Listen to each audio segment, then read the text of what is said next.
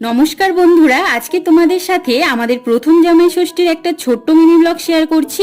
তো জামাই ষষ্ঠীর দিন সকাল 5:30 নাগাদ আমাদের ফ্লাইট ছিল পুনে টু কলকাতা। মাত্র 2 ঘন্টা 10 মিনিটে কলকাতা এয়ারপোর্টে পৌঁছে গেলেও বাড়ি আসতে আসতে প্রায় দুপুর 12:30 একটা বেজেই যায়।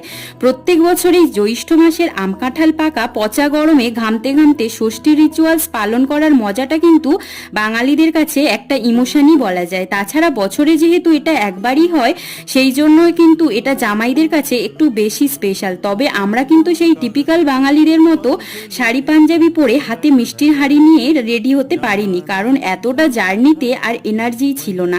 যাই হোক, বাড়িতে আসার পর দেখি মা একা হাতে সবকিছুই রেডি করে রেখেছে।